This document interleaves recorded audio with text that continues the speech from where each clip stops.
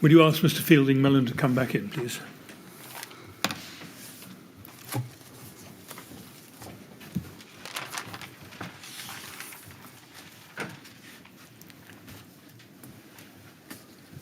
All right, Mr. Feilding-Mellen, ready to carry on? Yep. Good. Thank you very much. Yes, Mr. Miller. Yes, Mr. Chairman, thank you. Mr. Feilding-Mellen, it's right to think that in May 2013 you were appointed as the Deputy Leader of the Council Yes. and as Cabinet Member for Housing, Property and Regeneration, yes? Correct. What was your understanding of the reasons why you were appointed to that role? Well, the new leader of the council, Nicholas Paget-Brown, obviously thought that I could do those jobs well. Yes, clearly he did. And what was your perception of why he did? Do you know? Well, in the leadership election for the council, I had been one of the councillors who stood for the leadership amongst the Conservative group.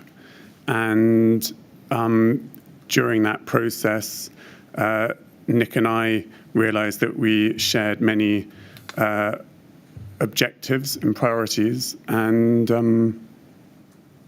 he decided to make me the deputy leader. Right.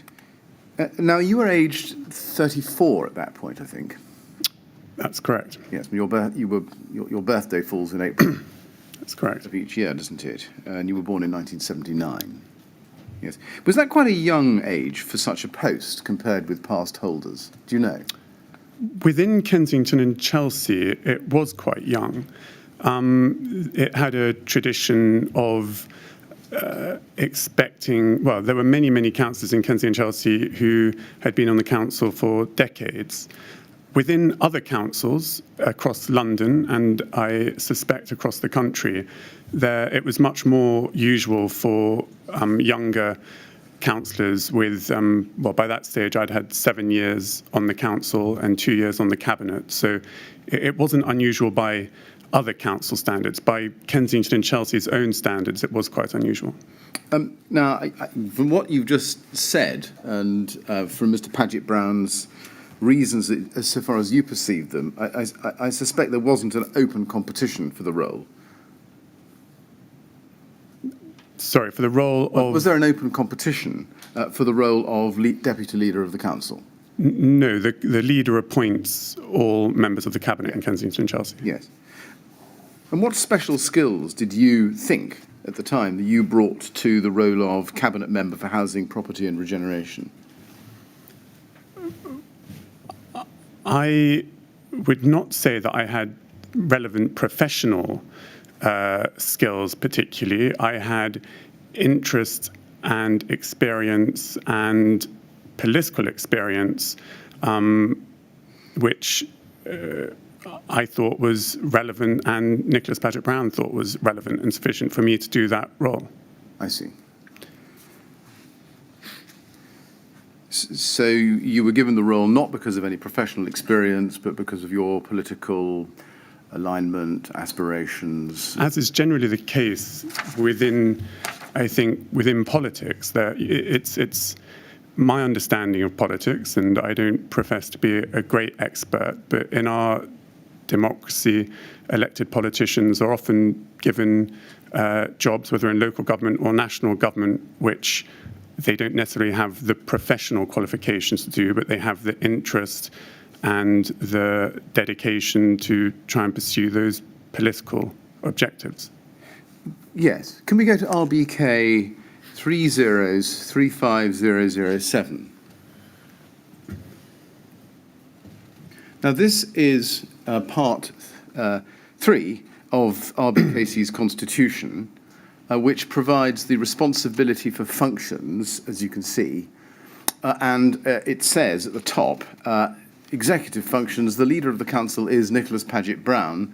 Details of those members he's appointed to his cabinet are published on the council website and are available also by calling governance services on, and then there's a telephone number. And then underneath that you can see there's responsibility for functions, cabinet, and if you go to page 5 in this document, you could see that there is the post of Deputy Leader and Cabinet Member for Housing, Property and Regeneration. Was it customary for those two roles to be tied? Do you mean the role of Deputy Leader and Cabinet Member for Housing? Not necessarily, no. No. Was this the first? Was this specially drafted into the Constitution when Nicholas Paget Brown became leader? From my recollection, it was normal for the Deputy Leader to have another cabinet portfolio. Yes. The previous Deputy Leader had indeed been, I think, Nicholas Paget Brown under Councillor Cockell, and he was cabinet member for, I think it was Environment and Transport. And before that, it had been Daniel Moylan, who had been Deputy Leader and cabinet member for Planning. So it was quite common for the Deputy Leader to have another cabinet role. And when I was made Deputy Leader and also cabinet member for Housing, Property and Regeneration, that was at Nicholas Paget Brown's decision. I see. Did it work this way, that Nicholas Paget Brown essentially chose you as his Deputy Leader, but because of your experience thus far in housing, property and regeneration, he also made you cabinet member with that portfolio? Yes, I would say it was more because he and I both shared an ambition to increase the quantity and quality of affordable housing in the borough, which is why he made me cabinet member for Housing, Property and Regeneration. Sorry, the answer to my question, well, my question was, did it work this way? He picked you as Deputy Leader, but because of your position or experience or alignment, doesn't matter which, in relation to housing, property and regeneration, that was the cabinet portfolio you got as cabinet member? Yes. Yes, thank you. If we look on in the list underneath the italics, which defines the portfolio, and is identified as a single portfolio, as you will notice, it says, in relation to housing matters, under Article 1.8, if you go down to Roman 1, all social housing regeneration projects, yes, and then at Roman 8, the tenant management organisation, management agreement and regulation. Did that mean, or did those items there mean that you were responsible for oversight of the Grenfell Tower project? That fell within your portfolio? It fell within my portfolio as a cabinet member, yes. Yes. And does that mean, or did that also mean that fire safety within the TMO stock more generally fell within your portfolio? Yes. And specifically fire safety in relation to or under the TMO management agreement, the MMA, and its regulation? Yes. Yes. Now, as part of your role as cabinet member, is it right that you attended a number of what they called, or what you might have called, policy board meetings? Yes. Was fire safety ever discussed at policy board meetings, do you recall? Yes. Now, you say in your first witness statement, I don't think we need to go to it, it's page 7, paragraph 30, that you relied on the reports of housing officers, and you mentioned this morning Laura Johnson. Was she primarily the person you relied on in relation to reports from housing officers? She was, I would say, yes, she was the primary officer. There were other officers who attended housing policy boards, many of whom also advised and updated me on HRA and TMO related matters, but my primary point of contact and primary source of advice was the Director of Housing, Laura Johnson. I see. Did she report, you say she was your primary source of advice and your primary point of contact. Did she report to you simply one-to-one, or did she report through a committee or through a board of some kind? Well, I mean, I think actually in terms of her line manager was the chief executive, but in terms of the political... Pausing there, that's Nicholas Holgate, Nicholas the town Holgate, clerk. yes. Yes.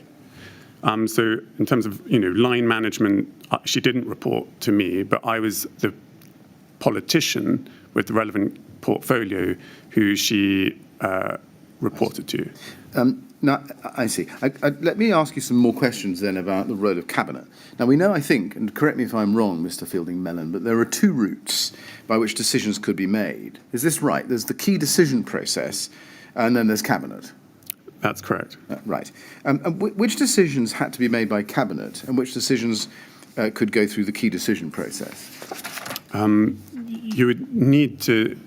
I relied on the governance department within the council to make sure that was done correctly. From memory, there were thresholds in terms of the value, i.e. the monetary value of any decision that could be taken through a key decision. And if it was over a certain amount, it would have to go to Cabinet. And then there was also an element of judgment on the part of the relevant Cabinet member or the leader, whereby issues that were considered particularly important or potentially contentious would be taken through Cabinet, even if from a financial qualification they were under the threshold. Right. And who would be the decision makers when making a key decision? If it was a key decision, it would be the relevant Cabinet member. I see. Solely, unilaterally. Yes. I see. So let me be clear about it. A Cabinet member could make a decision, but if it was over a certain monetary amount, or was, as you call it, particularly contentious, perhaps, or politically important, then it would go to full Cabinet. Yes. I see. And just, I'd like to be clear, there was a set out written kind of framework for how to delegate decisions from Cabinet to key decisions. So I don't want to claim that I'm giving you the definitive breakdown. Very good. Now, is it right that the Cabinet, the Cabinet member were making key decisions, or the Cabinet itself would rely on reports by the housing officers, such as Laura Johnson? If it was to do with housing. If it was to do with housing, clearly. Yes. And do you remember whether fire safety in RBKC housing, either TMO stock or more generally, was ever raised at the Cabinet? Fire safety.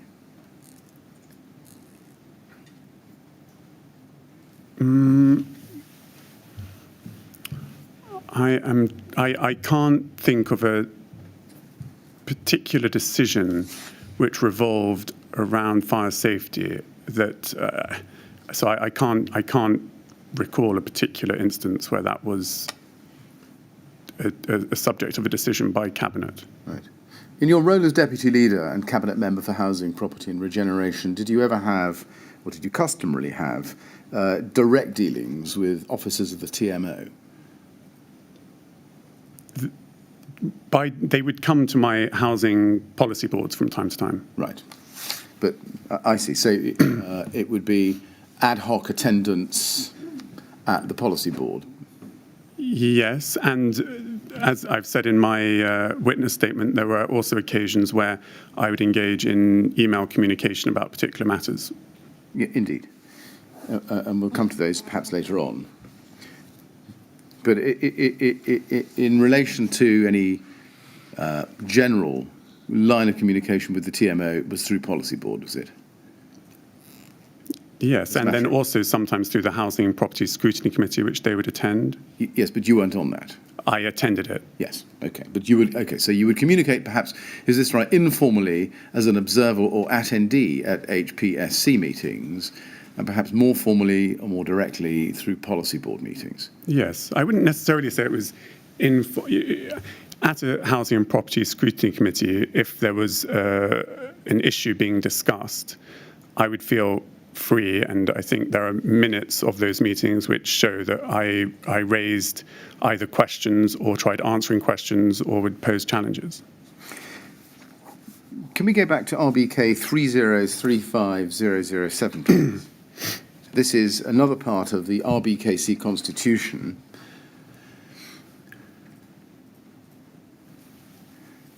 And can we go to page 2, which is still within part 3, and let's look at Article 1.6 at the foot of the screen, under the heading Responsibilities of all Cabinet Members. And it says, under 1.6, each Cabinet Member is responsible for the proper administration of the Council's services. You see that? Yes. Have you ever studied this part of the Constitution before? I have read this part before. Yes. And do you agree that your responsibility as a cabinet member extends or extended to ensuring that the housing department was properly administered? Yes, I think in a qualified sense, which is I viewed myself as being responsible for seeking reassurance that the professional full-time employees were administering the services well. And how would you do that? By asking questions, challenging answers, and specifically asking for reassurances. By attendance at HPSC meetings and through the policy board? And by emails to Laura Johnson or relevant housing officers. Do you agree that it was your... And also at cabinet meetings. Sorry.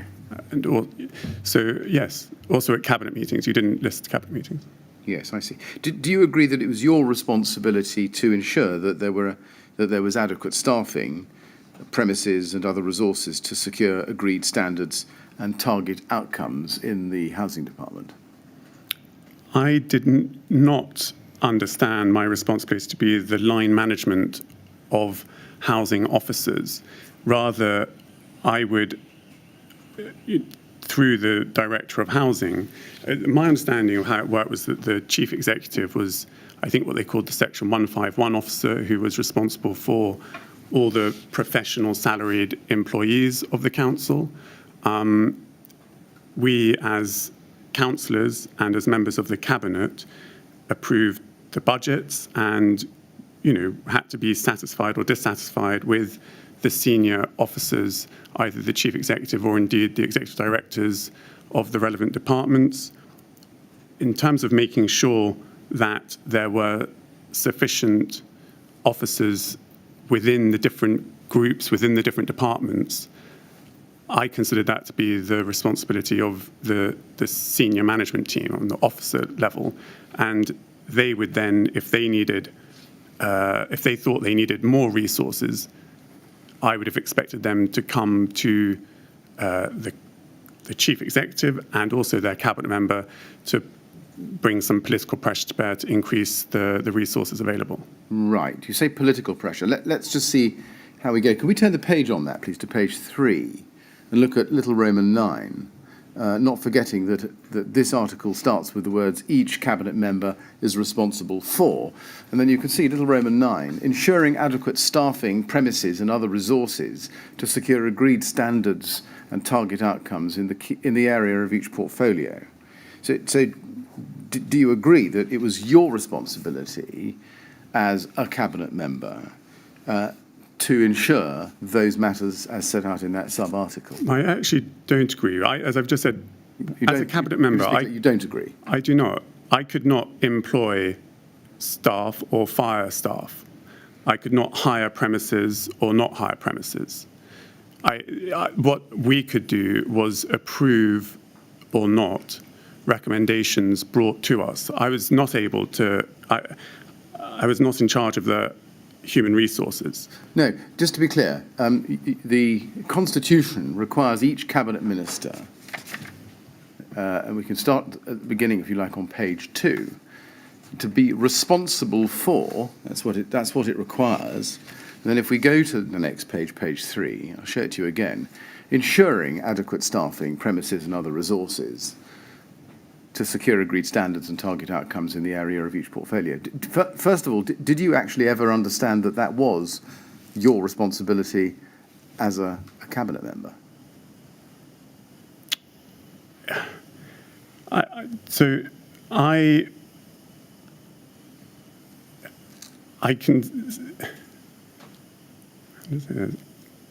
I would rely on the advice of the professional directors to tell me whether or not, if there was insufficient or inadequate staffing and premises. And if I was told that there was inadequate resources, I then would use my best capacities to try and persuade other members of the cabinet that that particular function within the council needed more resources. Yes, I understand that. My question is really whether you were aware that your responsibility involved or included ensuring the matters set out in that sub-article. Were you aware? Well, I was aware to the extent that I've just explained. Right.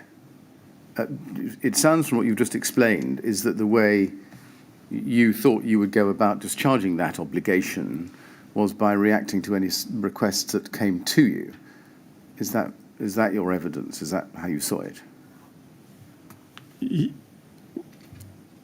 Number one, reacting. I would certainly react if it was brought to me that there were insufficiencies or inadequacies highlighted to me. Equally, if during my time when I was challenging officers, seeking reassurances, questioning them, it felt to me that there were weaknesses and inadequacies, then I would have raised those concerns with the relevant director. And maybe through that process, we could have done more. But back then, based on the information that I had and the reassurances I was given and the answers to the many questions I asked, I generally felt assured that things were being done adequately. Were you aware that the TMO was the only borough-wide TMO in the whole of the country? I was. And is it fair to describe the responsibility of, which was taken on by the TMO as a huge amount of responsibility? Now, there's Amanda Johnson's evidence in her witness statement at paragraph 113. She described it as a huge amount of responsibility to delegate to another organisation. Would you agree with that? I don't remember being told by officers or other councillors who had had more experience and knew more about the TMO than I that this was a particularly unusual amount of responsibility for an ALMO to have or a housing association to have. It wasn't one of the largest housing associations by any stretch of the imagination. There were, as far as I understand, quite a lot of independent registered providers, as they became known, that looked after more than 10,000 homes. Were you aware that Celia Chaliscan was the only officer in housing commissioning specifically tasked to report on general needs housing, which was the function? Until I read the council's opening statement to this module, I was not aware of that. Right. As I've said, I think before, I had many different housing officers reporting to me about the TMO. I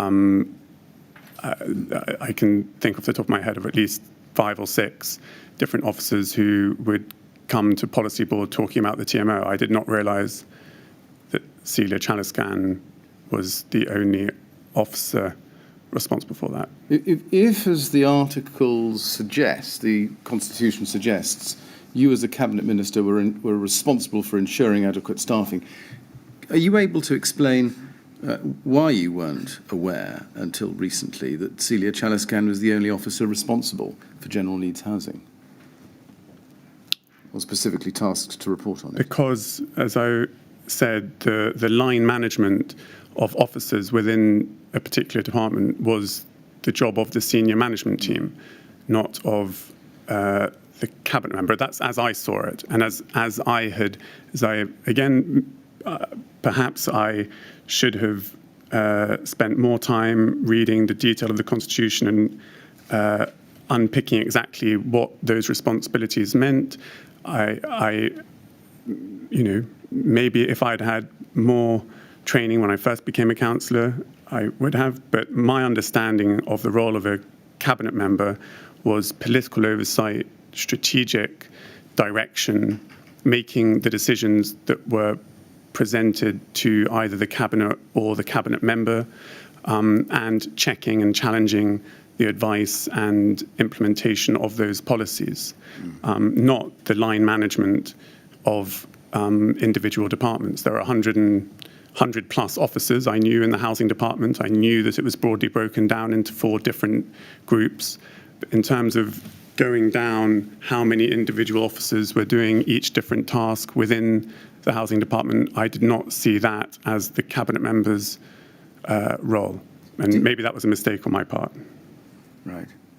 Did you or any other cabinet member or cabinet generally ever do a benchmarking exercise to compare the number of properties managed by the TMO and the resources being used to do that with other ALMOs or TMOs of similar size? I did not. You did not. Did anybody else, do you know? Not that I know of.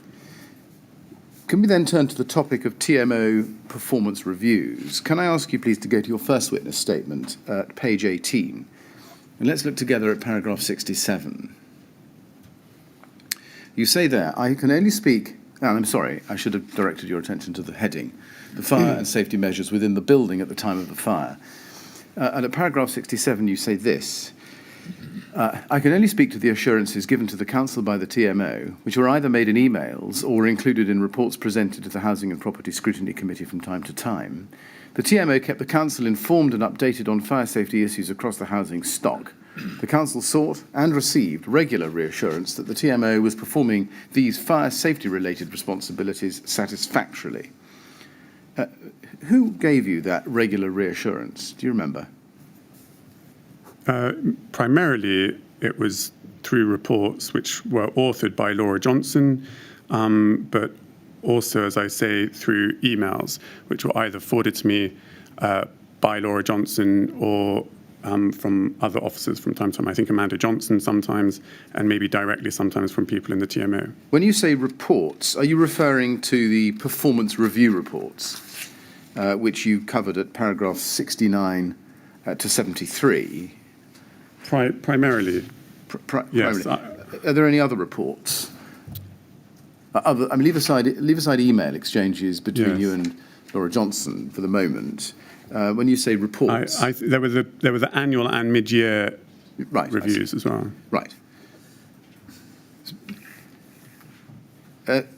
What was your understanding of how those reports, and when I say those reports, I mean the performance review reports specifically, what was your understanding of how those were produced?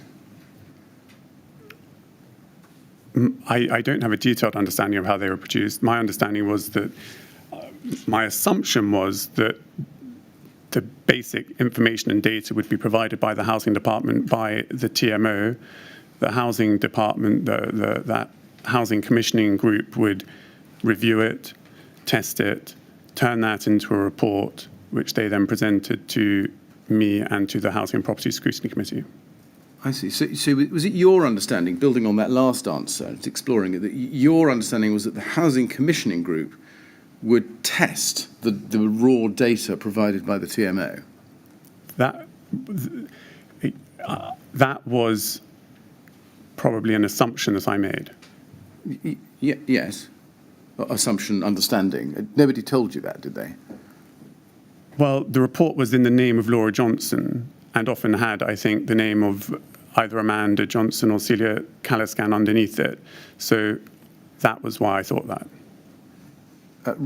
Right, okay, let's just break that up a little bit. You've said in your answer a moment ago that your understanding or your assumption, it doesn't matter which for the moment, was that the basic information and data would be provided by the Housing Department, by the TMO. The Housing Commissioning Group would review it, test it, and turn it into a report. And what I'm seeking to understand is, what was the basis of your understanding or assumption that the Housing Commissioning Group would test the data provided by the TMO? Because in those reports, they would tend to give a judgment on how the TMO is performing. I see. You say they would give So the report would say it has been another successful year for the TMO. The TMO has done this and that, and therefore I assumed that that was a judgment based on some degree of challenge.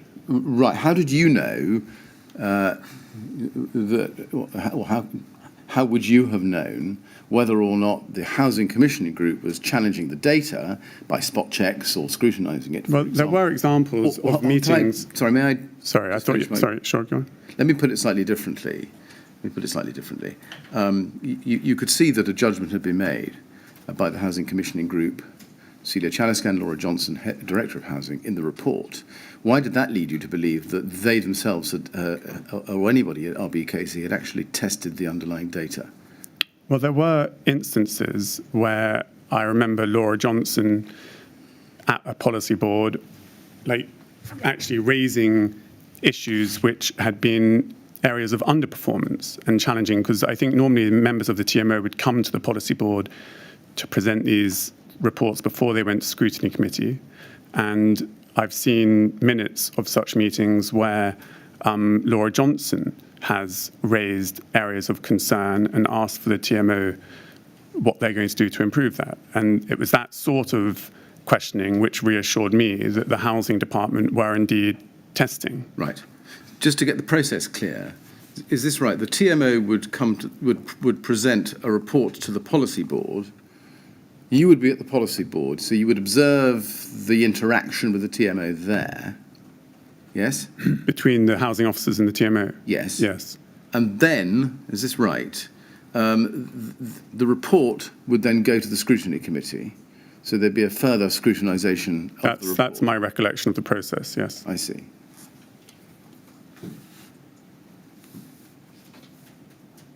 Did you consider the information provided in the reports you saw, particularly regarding fire safety, to be sufficiently detailed so as to be able to enable informed scrutiny by councillors or by cabinet members such as you? Given the fact that I myself, and as far as I knew, not many other councillors had technical expertise with regards to fire safety and regulations as such, I was satisfied that the standing item in those reports, which specifically dealt with health and safety, the fact that I saw examples of where the council's internal audit had done full reviews of the TMO's health and safety functioning and given it a substantial rating, and that we were constantly being told that they had, fire risk assessors doing it all in accordance with best practice, meeting with the LFB regularly, that this seemed to be something that was high up on the TMO's list of to-dos. And I personally did get satisfaction that they were doing what one would hope was necessary. One would hope was necessary. That's what I said, yes. Yes or no? What do you mean by that? Well, I suppose I say hope because based on what we know happened, it turned out to be hope rather than knowledge. Right. Turning to Grenfell specifically in this context, can we look at your first witness statement at page 7, please, paragraph 29?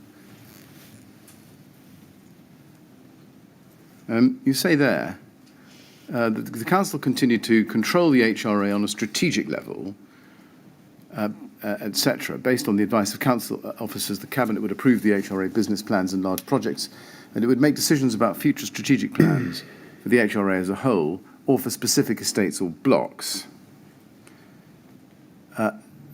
But once the cabinet, and then you say this, but once the cabinet had approved the HRA's business plan or the budget for a specific project, the actual implementation of such a plan and housing management of the entire HRA housing stock, including the discharge of fire safety responsibilities, was delegated to the TMO, as were major capital works projects like the Grenfell Tower refurbishment. Did you consider that the scale and cost of the Grenfell Tower project per se called for particularly close scrutiny from RBKC?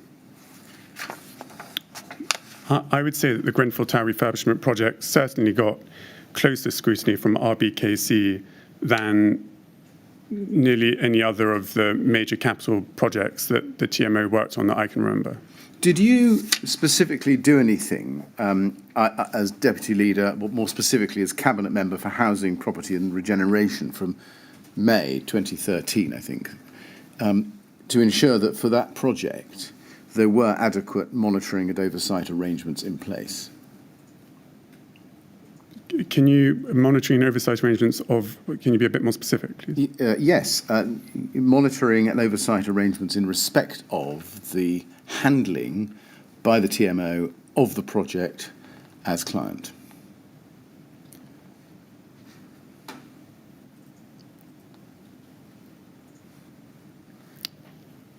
So I'm trying to.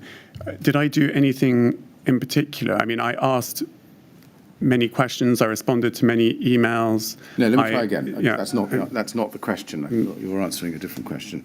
Let me try again. Did you yourself take any steps in your capacity as cabinet member for housing, property and regeneration to make sure that for the Grenfell Tower project there was adequate monitoring and oversight arrangements in place in respect of the TMO's role as client on the project? The TMO wasn't the client. You're saying.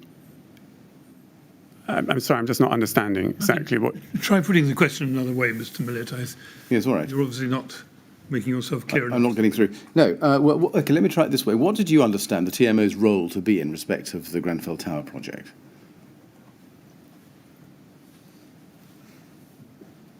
Sorry, now I understand what you're saying. So they were the client of Ryden and the professional team. Sorry. I thought you were talking about them as managing agent to the Kensington Chelsea Council. No. Sorry. My fault. Sorry. Right, now I've made that clearer to you. Did I take specific actions to make sure that the TMO... No, I didn't, because the TMO was its own legal entity with its own independent board, which I had been given the sense and the reassurance that since the times which we referred to earlier on, when the TMO had been given an improvement project, which was before I was on the cabinet, I had been given the sense that the new executive team, the new board, that the TMO was functioning much more effectively, that they had brought in Peter Madison, who had, I was told, relevant skills to do these sorts of larger capital projects. And all the evidence that I was shown at that time, such as the test of opinion and the regular performance reports, gave me the impression that the TMO was capable of doing that job and that it was doing that job well. Now, it's a different story. But back then, based on the information I had, that was the impression I was under. When you assumed the responsibility as cabinet member for housing, property and regeneration in May 2013, what prior experience did you think or see that the TMO had as client, in the way I've explained it, in respect of such a major capital project? I don't remember particularly being told or asking. What you have to remember is when I was made cabinet member, I inherited that project. It was something which had been initiated or initially approved by my predecessor, and it was not really, I didn't think, up to me to start unraveling anything that he had already decided. Right. Let's try and break that down a little bit more, if we can. Do you agree that when you took on that responsibility in May 2013, from what you could tell, the TMO had never done a project of that size or that significance? I'm afraid I don't remember asking that question and therefore not knowing it was the case whether or not they had. So you didn't know one way or the other? I don't remember that, no. Right. But nonetheless, you were content to rely on what you could see as the track record of the TMO going back to 2010. I suppose if I'm trying to think about it at the time, it was a large project for the HRA. It was something which was unusual for the HRA to be able to afford to spend that much money because of this kind of unusual receipts that had been received through the Elm Park Garden sales. And it was unusual to be able to undertake a project of that scale. So the TMO was, as far as I understood it, that was the mechanism that was in place. The tenants had voted under the right to manage to set up a TMO. The TMO was an organisation that was tenant-led. It was non-profit. It had gone through difficulties, but I was assured that it had an executive team and a new board that was making great progress and had appointed a professional like Peter Madison who had the relevant experience to undertake this sort of project. And are we to take it that your perception of those matters as you've just described them was the reason why you at least didn't think it was necessary to set up specific monitoring and oversight arrangements in respect of the Grenfell Tower project? So specific extra oversights by the council of the TMO in addition to the oversights that I thought the council already had in place? Yes. Yes. Thank you. Now let's move then to the actual refurbishment itself and the decision to do it and its budget. In your second witness statement, let's look at it. It's at RBK 30544433, page 2.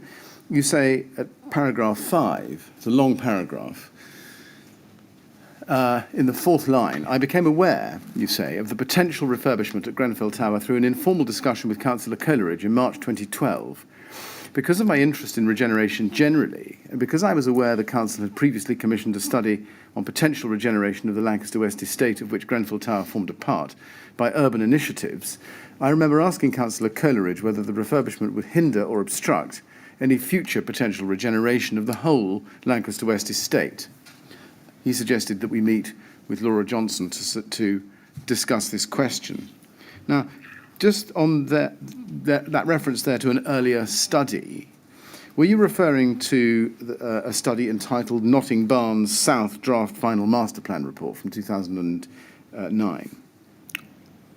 I don't remember the title. Was that done by Urban Initiatives? Well, let's look at it rather than me reading out a lengthy title. IWS 402090.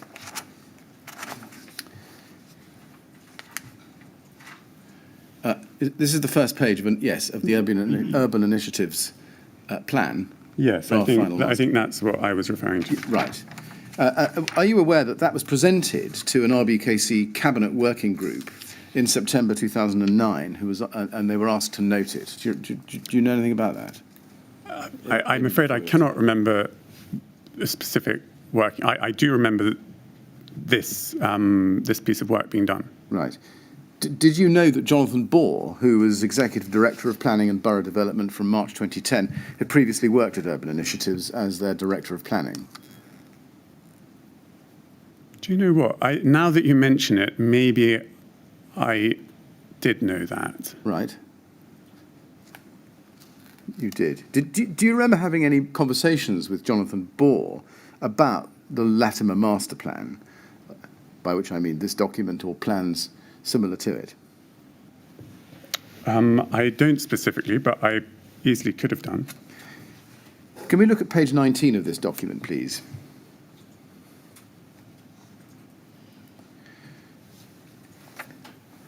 This is under part 5, options development, housing options. And if you look at the right-hand column, you can see that there are a number of bullet points halfway down. And it says, although the plan has been developed to be flexible enough to retain many of the buildings, if future assessments take alternative views, the following buildings merit a particular discussion. And then you can see the second bullet point down there, Grenfell Tower. We consider that the appearance of this building and the way in which it meets the ground blights much of the area east of Latimer Road Station.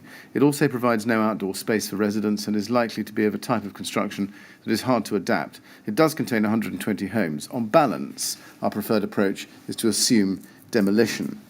And there are other references in this document to demolition of Grenfell Tower. For example, pages 25 and 26, and on page 38 in respect of phase 2 of this plan. Were you aware of that? Were you aware that this document spoke of the preference for demolition of Grenfell Tower? I don't remember the detail of this document at all.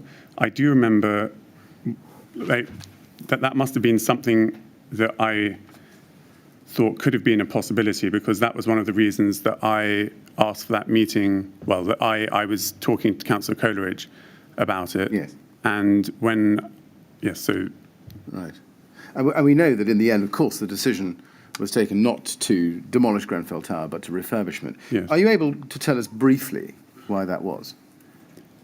So my recollection of that discussion, and then what was discussed at Cabinet, was that this was an incredibly draft, high-level overview of what might one day be possible.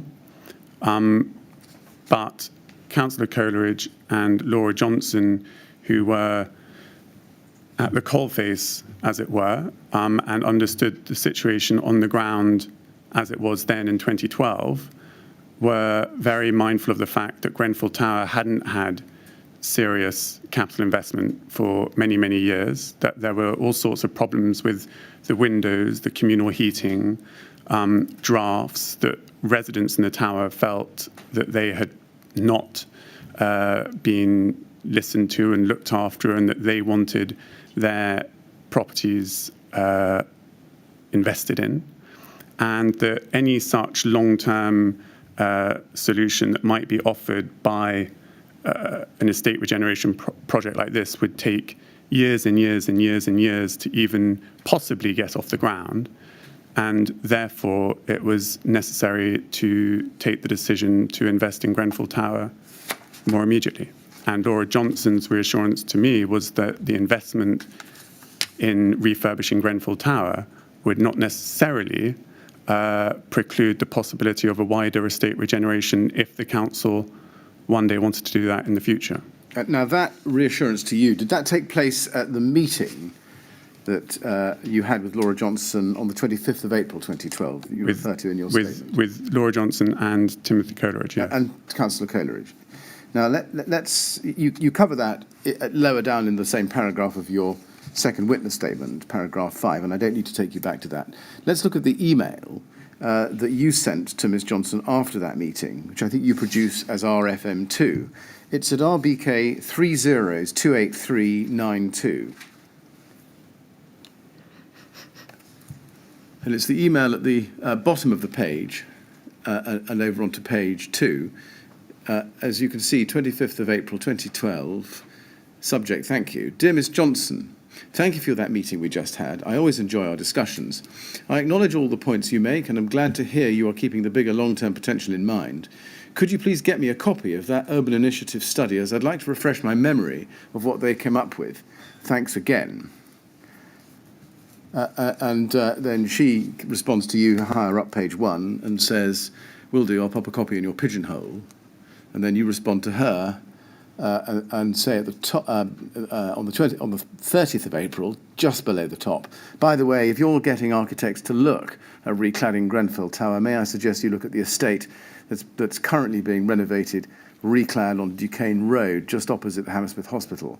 I think they've done a much better job there than on the big towers off St Anne's Villas. By better job there, what did you mean? I thought it looked better. Yeah. Was anybody else at this meeting apart from you and Miss Johnson? Timothy Coleridge? Yes. No one else? No. No one there from the TMO? No. In what capacity were you meeting Laura Johnson?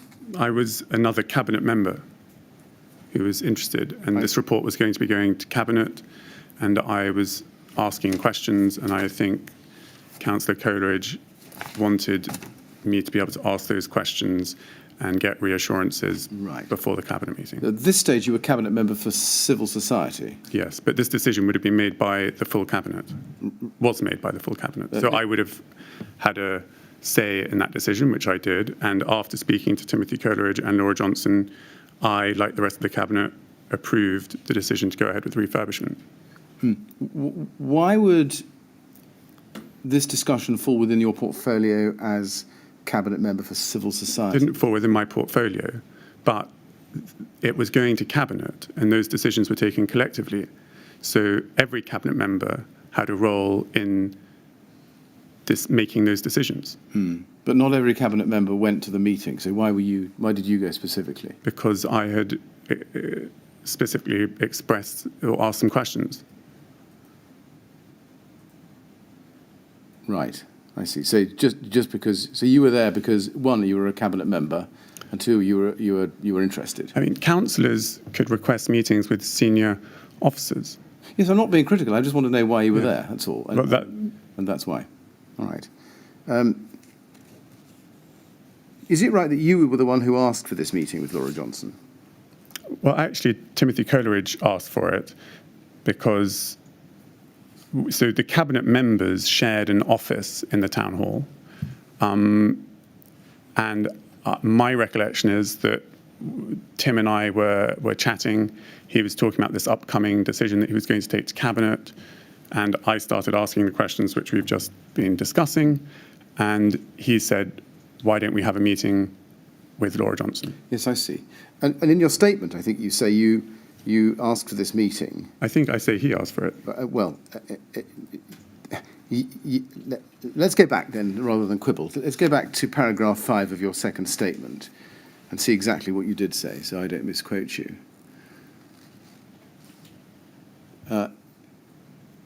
You say, I remember, I remember asking him, and he suggested that we meet with Laura Johnson.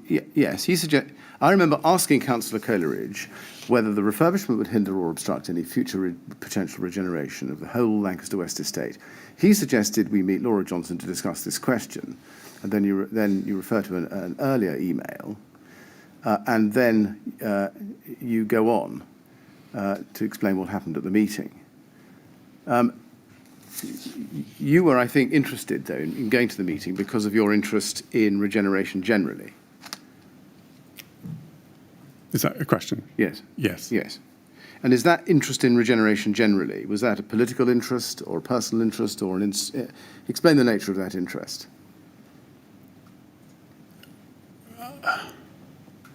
It was a political interest. Right.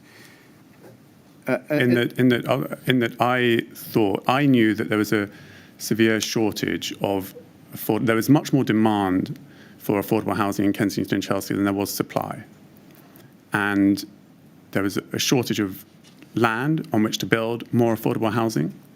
And I had the notion that the regeneration of council estates was one of the ways in which the council could play its part in trying to increase the amount of affordable housing.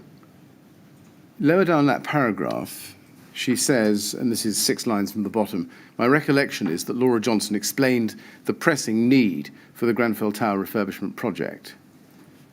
Do you remember why she viewed the refurbishment of Grenfell Tower as a pressing need?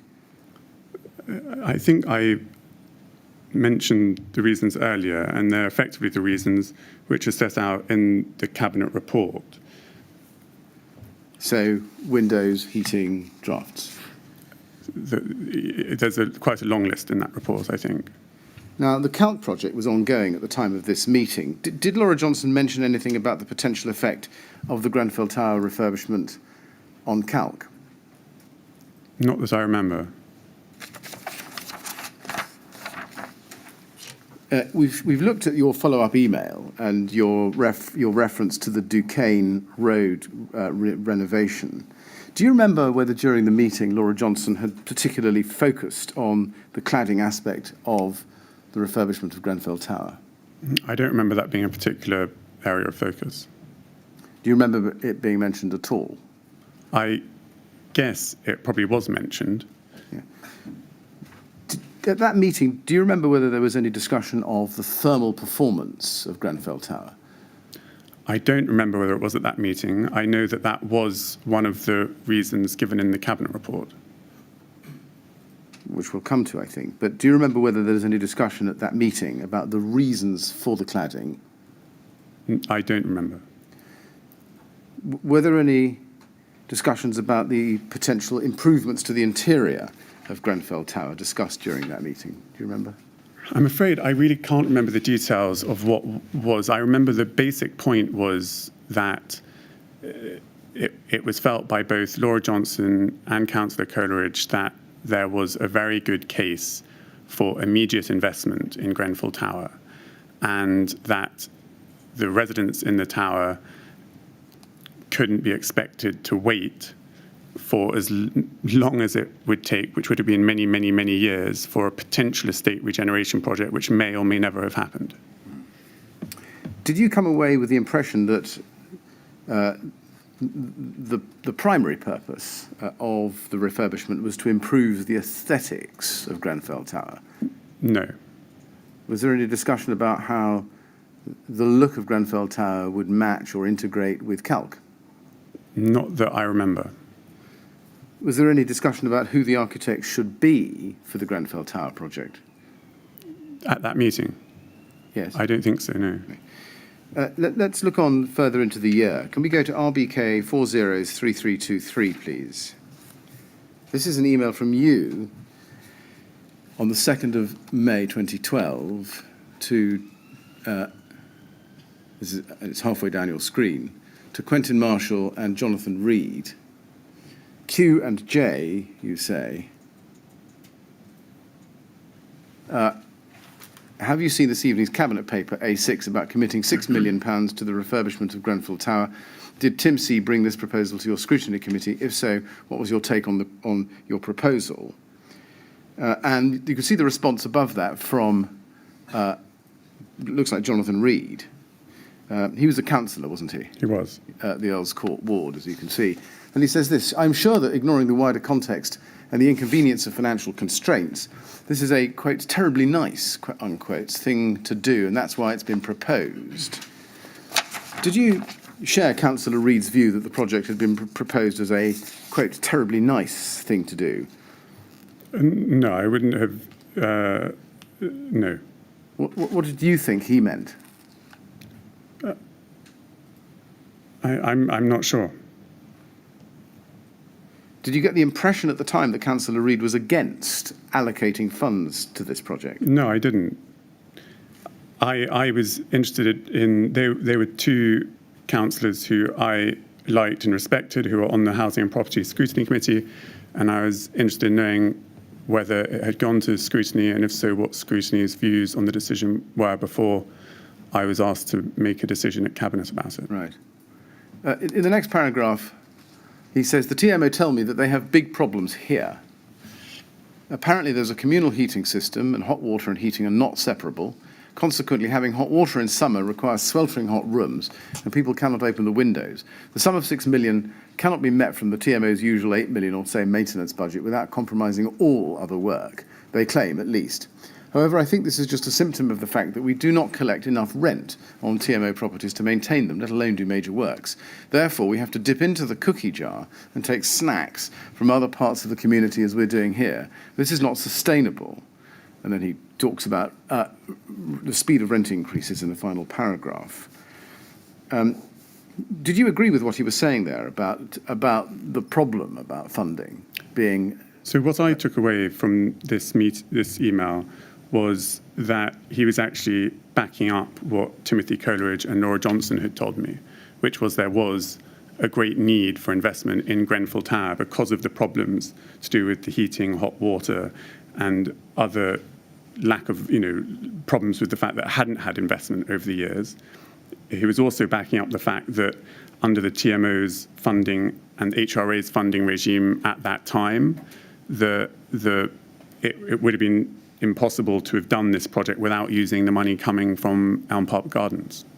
Did you say you agree with him that you needed to take a capital sum rather than relying on the maintenance budget?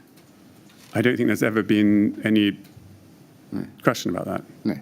I'd say the answer is yes. I agreed with, not just of Jonathan Reed, but of the Director of Housing and the Cabinet Member for Housing at the time, who were suggesting that we needed to use the funds from Elm Park Gardens capital receipts to invest in this tower because there were great needs for investment.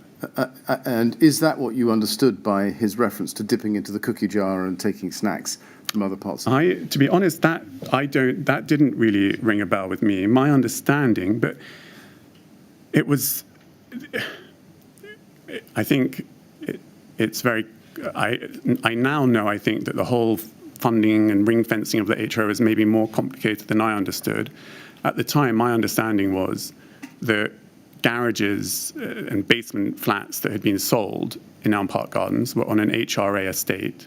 There were capital receipts from the sale of HRA property, and we had to use those capital receipts on regeneration projects within the HRA. So my understanding was one could not use funds, capital funds from the general fund to cross-subsidise the HRA.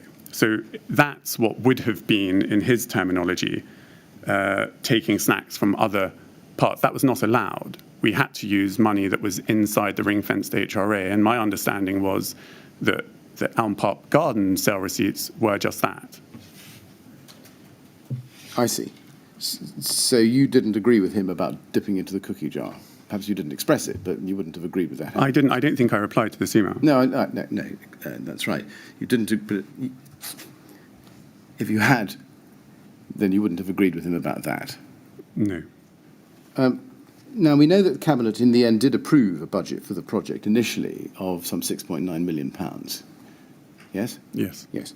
Was the decision of the Cabinet unanimous in that respect, do you think? I believe it was. And can we assume that you were personally supportive of the refurbishment works at Grenfell Tower? You don't need to assume that. I'm telling you. Right. Do you remember whether any member of the Cabinet expressed any opposition to allocating that sum to Grenfell Tower? I do not remember that. Was there any objection taken to the size of the sum requested? Not that I recall. Was there any discussion about reverting to the demolition as part of the 2009 master plan study? Not that I recall. Did you think, or were you told, that the figure being put forward for approval was very much an outline estimate based on some very headline numbers and not a properly costed budget? I cannot remember specifically being told that, whether we were or we weren't, but it was not uncommon within the council for these sorts of initial budgets to be high level, because my understanding of how it worked was that the relevant council departments, or in this case the TMO, couldn't start spending significant amounts of money on consultants if there was no budget approved. So it happened quite regularly, more so, for example, in the corporate property team, where there would be a high-level budget agreed by the Cabinet, so that went onto the budget in the capital programme, which enabled officers, or in this case the TMO, to do much more detailed work, and then there would be a revision to that budget in the future. I see. So do I take it from that although there was this approval initially on that initial number, everybody realised that it was going to go up at some point? Or was likely to be revised? I would say none of us would have been particularly surprised when it came back to be revised. Right. In fact, can we go further? You would have been surprised if it hadn't. I wouldn't go further, but no. All right. Now, we know that in July 2013, the Cabinet approved an increase in the budget to £7.9 million. 9.7, I think. You are quite right. £9.7 million. I misread my note. That was on Laura Johnson's recommendation, wasn't it? It was. Can we look at RBK 403316, please? This is the Housing Policy Board minute for the 4th of July 2013. We can see that you are in attendance together with Councillor Husband, and Laura Johnson is also there. Now, is it right, you were attending the Housing Policy Board because, is this right, because you are now a Cabinet member with a responsibility for property, housing and regeneration? Correct. Yes. And this meeting occurred, is this right, before the Cabinet meeting at which the increase to £9.7 million was approved? Yes? I can't remember the exact date of the Cabinet meeting, but if you have seen that, then yes. Well, it would be normal, wouldn't it, for the Housing Policy Board to meet before? Well, Housing Policy Board met every week. Well, all right. Let's go to page 3. If you go to page 3, you can see just below the top of the screen, Councillor Feilding-Mellen queried increasing the budget provision for improving Grenfell Tower to £9.7 million. Laura Johnson said that the council has not spent any money on maintaining the building in over 30 years, and the capital receipt from Mill Park Gardens has been set aside to undertake the works. Why did you query the increase?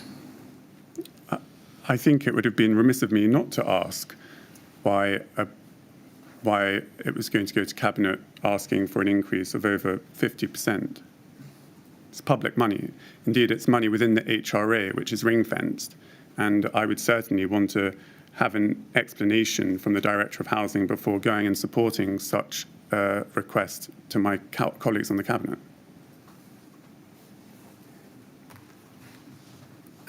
Yes, that's an answer to one part of the question, I suppose. Let me try it again. Were you querying the increase because it was such a large increase, or were you querying the increase because the initial figure was so low? I think I was wanting to understand why the increase was necessary and what was going to be delivered with that increased budget. Yes. Were you surprised when Laura Johnson told you that the council had not spent any money on maintaining that building in 30 years? I wasn't surprised then because she had told me that in 2012. Yes, and she repeated it. Why, did that satisfy you? Given that she'd already given you the answer. I think my guess is that the note in this minute is a pretty abbreviated version of that discussion. Yes, I don't think it's. This isn't your note, is it? I didn't take these notes. No, so I don't think it's fair to assume that responsibility. You can see that what she says there. Laura Johnson said the council has not spent any money on maintaining the building. If that was the only explanation she gave, I would not have been satisfied. I'm very confident that she would have gone into more detail explaining why the budget was going up from 6 to 9.7. Yes, and what was it? What was her explanation? Off the top of my head, I can't remember exactly, but I think, for example, they'd increased the number of. There would have been some suggestion that the initial 6 million was a very high-level guesstimate, and then I also believe that there was an increase in the number of hidden homes. I think that redoing the boxing club and the nursery were also new components of the project. I don't remember them being in the 2012 Cabinet report. Do you remember going through a breakdown of the elements of the increase? I don't remember now, but what I'm confident of, because it was my typical way of working, was that I would have wanted assurance that it wasn't that there was good reasoning for that increase. Now, this is a draft minute, as you can see. Was it your custom or practice to receive the finalised minutes of these policy board meetings? I did normally get the draft minutes. Because these were informal meetings, they were more for keeping actions, noting things. I would have skimmed through this draft minute before the next meeting. And sometimes the following week's minute would note that I'd normally only flag something if I considered the action to have been mistaken, rather than a not perfectly worded verbatim description of the discussion. Right. I mean, when you, or if you saw this document and seen the response recorded there, did you not ask for the full response and full reasons given by Laura Johnson to be recorded? No. Why is that? Because, as I've said, this was an informal note of a meeting. I was satisfied with the reasons that Laura Johnson had given.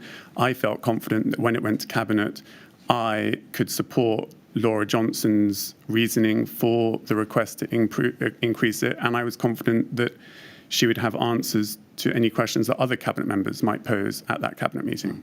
I didn't feel it was necessary to make this informal minute a verbatim record of what was discussed. No, the question you asked her was quite an important one, though, wasn't it? It was, and I felt that I had an answer. And given that the answer that we see on the page, you say, wouldn't have satisfied you, my question is why did you not insist on a record of what she did tell you, which did satisfy you? Well, I think I've explained, and I don't have much more to say. Right. When the budget increase was discussed in Cabinet later in that month, again, was that decision unanimous in approving the increase? My understanding is that had it not been unanimous, the Cabinet member who disagreed would have been noted in the minutes, and that was not the case. So I believe it was unanimous. Do you remember whether any member of the Cabinet asked for a breakdown of the figures making up the increase to 9.7 million? I do not remember, and I don't remember, no. Right. Do you remember whether any member of the Cabinet asked for an explanation about how the initial budget number of 6-odd million could have been so wildly adrift? I don't remember. That does not mean that no one did, but I don't remember. No. Now, we know, as I say, that there was the increase. Do you remember that there was a further increase in the budget for the Grenfell Tower refurbishment in June 2014? I do remember. To be precise, the 19th. I do remember. And do you remember that that went up from 9.7 million to, in the end, 10.3 million? I do remember. Yes. If we go, please, to RBK 403688. We can see the discussion of this increase at the Housing and Economic Development Policy Board, the 5th of June 2014. You're in attendance, and among the officers we see Laura Johnson. What was the Housing and Economic Development Policy Board? Was that a different policy board? No, it was slightly... Economic development was a small team within the council that sat within my portfolio under the regeneration bit, and they would sometimes come to my policy board. So I presume the minute taker here, maybe there was the Angle co-work. Anyway, I can't remember. I presume there was an agenda item which was from the economic development team. So that was Tony Redpath, Richard Miller, and Graham Hart. Right. I see. At this meeting, what was your assessment, do you remember, of the request for the increase? Can you, just to make sure I'm remembering the right document, I'm looking at the moment at the attendees. Yes, that's right. So can you... I'm asking you whether you remember the meeting. Is this the meeting at which we discussed whether to ask the Cabinet for an increase and whether it should be 10.1 or 10.3? Let's go to page 2, please, noting the date. And this is item 6, Grenfell Tower. Policy Board discussed the draft report. Councillor Feilding-Mellen stated that the report needed to explain the increased budget allocation and justify the difference. Policy Board discussed the contingency, not currently provided for, increasing the budget from 9.7 million to 10.3 million pounds. Councillor Feilding-Mellen also asked that officers outline the list of items that would be lost from the scheme should approval to award the increased budget not be given by Cabinet. That's the note of that. My question was, do you remember what your own assessment of the TMO's request for that budget increase was? Yes, I agreed to recommend to my colleagues on the council that we increase the budget to 10.3. And we can see the question that you asked, which is that the report needed to explain the increased budget and justify the difference. What was the justification for the difference? So, as I think I say in one of my witness statements, it's not written on... I remember having a policy board meeting at which Peter Maddison from the TMO came and spoke to us about the need for a new contingency and suggested that 600,000, I can't remember what percent, but that's kind of 6% instead of 4. It was 400,000, I think. No, but at this meeting, the original draft report that came to my policy board asked for an increase of 400,000. Yes. And at that meeting, he explained that 400,000 would probably be okay, but on a project of this complexity, a £600,000 contingency, i.e. more like 6%, would be a safer option, and therefore I was asked if I would agree to recommend an increase to 10.3 instead of 10.1. Now, as I've said in my witness statement, I think he was at this meeting, but he's not listed on the attendees, so I can't be sure. Let's just get, so we've got this exactly right. Can we go to your second statement, please? Page 4, paragraph 11. You deal with the discussion here. And you say 5 lines down, in fact 6, I'm sorry, 6 lines down. We were told that the TMO had negotiated a tender price of £9.7 million with Ryden, but that would leave the project without any contingency budget, and so they were asking for an increase in the budget to ensure that there was at least 400,000 contingency for the project. During the discussion, I remember being given the impression that £400,000 was a relatively tight contingency for a project of this scale and complexity, and so when it was suggested that a more generous contingency would be 600,000, bringing the total project budget up to £10.3 million, I agreed that the final report to Cabinet should recommend a bigger increase up to that amount. My question was, and I think you may have answered it, but just let's be clear, do you remember who it was who actually suggested the increase in the contingency at that meeting? My memory is that it was Peter Madison. Right.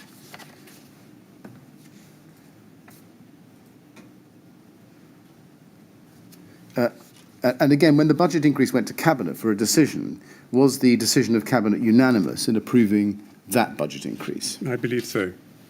Do you remember whether any member of the Cabinet expressed any opposition to that increase? I do not think so. I can't remember them doing so. Now, that was the last budget increase for the project. At the time, do you remember, did you think that that figure was the final number for the Grenfell Tower project, beyond which no more funding would be available come what may? Or did you think at the time there might be room for further increases if a sound case could be made for it or them? I'm very confident that had a sound case been made for another increase, Cabinet would have approved one. And Mr. Chairman, I'm going to turn to a different topic altogether. Well, that might be a good point, mightn't it? It is. Yes, well, we're going to have a short break now, Mr. Feilding-Mellen. We'll come back at 25 to 4, please. And once more, please don't talk to anyone about your evidence while you're out of the room. All right? Thanks so much. You go with the usher, please.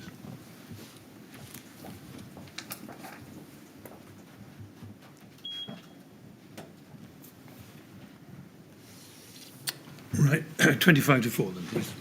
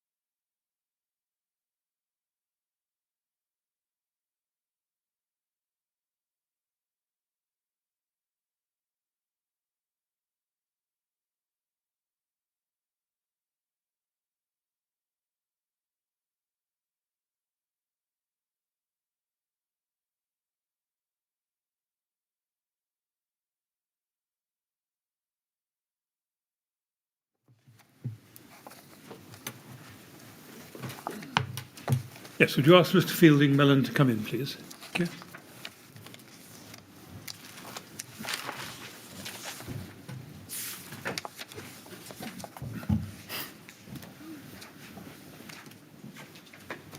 Right, Mr. Feilding-Mellen, ready to carry on? I am. Good, thank you. Yes, Mr. Millett. Yes, Mr. Chairman. Mr. Feilding-Mellen, I'm going to ask you some questions about cladding now, and particularly about a discussion that you became involved with in July 2014 between the TMO and the RBKC Planning Department. Now, in your first statement, you refer to a number of complaints that you'd received around that time from Grenfell Tower residents about delays in the project. Yes? Correct. Yes. Can you go, please, to RBK 403722? And let's go to page 11 in that long exhibit or run of emails. This is an email, page 11. This is an email from Mr. Defan to you, top of the page, dated 28th of June 2013, and there's a bit of a run-up to it lower down the page, which I don't think I need to show you, and if I do, I will. And it has the subject line, meeting to discuss Grenfell Tower refurbishment delays. It's all about requesting a meeting with Mr. Paget-Brown. And in the second paragraph, you can see that Mr. Defan says that he imagines that Mr. Connor and he will attend the planned meeting representing the Grenfell Action Group.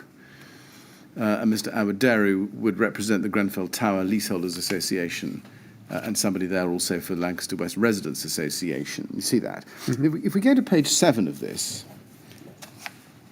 you can see that on the 22nd of July 2013, Leslie Coyle writes to Mr. Defan. You see that? And he offers a meeting before the end of July 2013. Now, is it right? Leslie Coyle was Mr. Paget-Brown's PA? Yes. Yes. Now, do you remember, this cuts a very long story short, that the meeting, after some toing and froing, was put off and set up in the end for 11th of September 2013? The meeting between Mr. Defan and Councillor Paget-Brown, yes, rather than the meeting between me and Mr. Defan? Yes. I'm not familiar with the ins and outs of fair enough. Let's scroll up to page 2.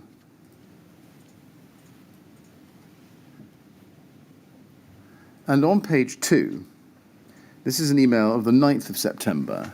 I think we need to go to the bottom of page 1 to see the first half of the heading, which identifies the date. And it goes to Leslie Coyle from Edward Defan, 9th September. In it, if you go to page 2, he sets out a number of issues to be discussed. And halfway down the... well, perhaps I should have started with the first paragraph, just to set the scene. He says, just to confirm our meeting with the leader of the council on Wednesday, 11th September at 3:30. In order to keep the meeting as focused as possible, we've restricted the number of local stakeholders attending the meeting to Tunde Awaderu from the Lancaster West Leaseholders, Christine Richer from Lancaster West Residents Association, and myself from the Grenfell Action Group. We would offer to meet with Councillor Paget-Brown in the RA rooms that can be found adjacent to the base of Grenfell Tower next to the caretaker's office, etc. We wish to discuss the following matters, and then there's a long list of those. If you go to the third paragraph in, he says, do you see the paragraph that starts, why have the council? He says, why have the council and its scrutiny committee been involved in a cover-up by totally ignoring the extreme fire risk and danger to residents' safety as a result of power surges that occurred in Grenfell Tower in May? How can the council/TMO justify the decision to deny liability for the destruction of residents' electrical appliances and refuse to pay us compensation? Why are residents being treated like dirt through no fault of their own? And then he goes on underneath that to say why the Grenfell Tower improvement project has been delayed for over 1 year now, and why residents will now have to undergo 3 years of disruption instead of having all the construction work taking place at one time. How the funding gap will be bridged between the £11 million Leadbitter have stated that works will cost and the £9.6 million so far available. A commitment from Councillor Paget-Brown that he will take a personal interest in this project to make sure that ongoing delays are resolved. Just on what I've read to you, and there's other material in here, do you accept that in fact you were aware from this time at least, that there was dissatisfaction among the residents of Grenfell Tower about the project? I actually don't remember this email, but there are other emails that I do remember and that are in my witness statement from the same time, which made me aware of their concerns and dissatisfaction with how long it was taking. Yeah. Did you understand that there were concerns about what Mr. Defan describes as, quote, an extreme fire risk, unquote, at Grenfell Tower? I don't remember being told about that particular phrase. I do remember the power surges and the worries that they were a health and safety risk and a fire risk. And again, in my statement, I've gone into that in quite some detail. Yes. Then if we go to page 1, we can see that Leslie Coyle sends this on, I think, to Laura Johnson. You can see that. And she says, "Dear Laura, some while back, the leader agreed to meet with Mr. Edward Defan of the Grenfell Tower Action Group, and this has been set up for Wednesday, 11th September at 3:30 p.m. I believe the leader's initial intention was for a low-key personal meeting out of goodwill. However, things seem to have escalated, and Mr. Defan has sent the email below this morning. Sir Malcolm Rifkin's office have also sent us a selection of mail from Mr. Defan to their office and asked to be kept informed of the outcome of Wednesday's meeting. I believe the deputy leader is largely dealing with matters relating to Mr. Defan's Grenfell Tower as they fall within his portfolio, but the leader was keen to meet with Mr. Defan himself. In the light of the email below and correspondence from Sir Malcolm's office, the leader has now asked for a briefing note. Would you be kind enough to let us have something for him prior to Wednesday? I do apologise for the short notice, but we hadn't previously thought it would be required. If you've produced anything for Councillor Feilding-Mellen on this in the past, that might be of help." And Laura Johnson responds to Leslie Coyle and says, "Leslie, no problem, this is all very familiar territory, and queries that have all been answered before. We shall pull together a brief."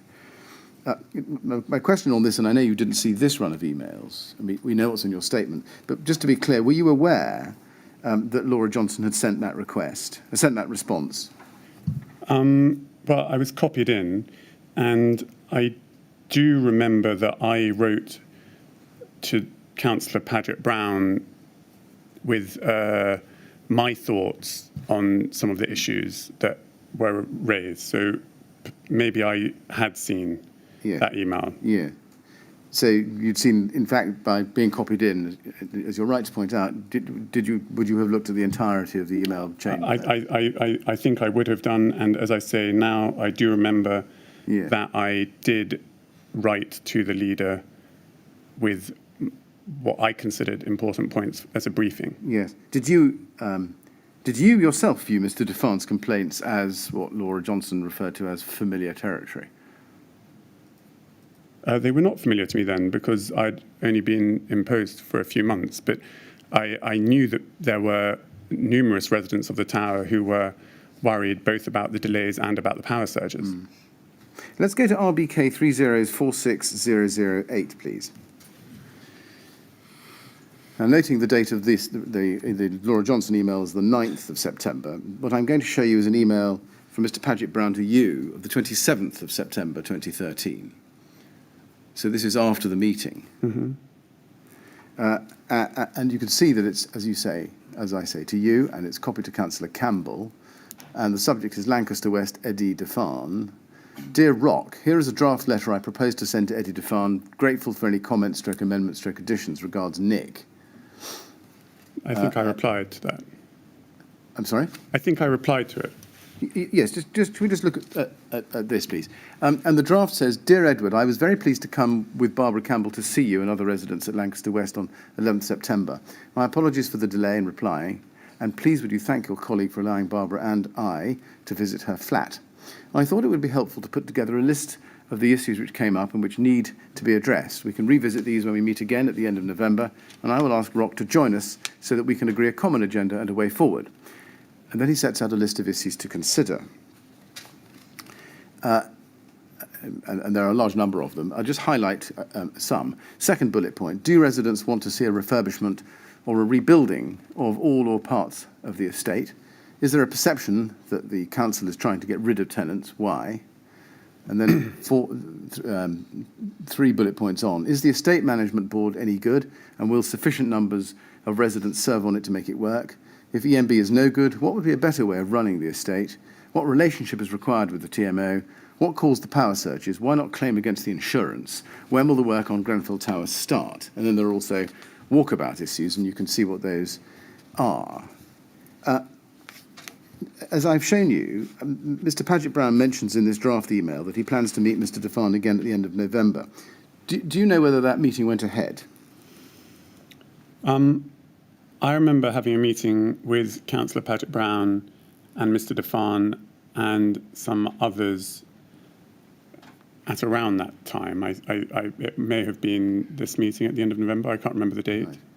Right. Having seen, and we'll come to your response in a moment, but having seen this draft letter, were you clear, or did you have a clear impression, perhaps, that the Grenfell Tower residents, or at least those people that you had met, had real concerns about the issues that Mr. Paget-Brown had listed in his draft? I knew that there were residents in Grenfell Tower who were concerned about those things, yes. Yes. And let's go then to RBK 3046009, please, which is your response to Councillor Paget-Brown of the same date, 27th September 2013.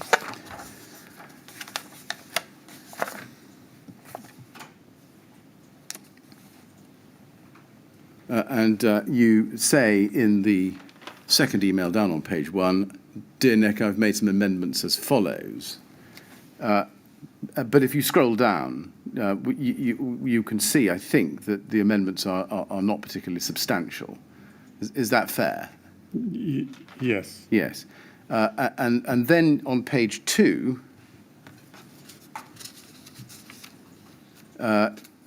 you say, and I'll just show you this, at the very bottom of the screen after the NPB, I think this comes back to your text.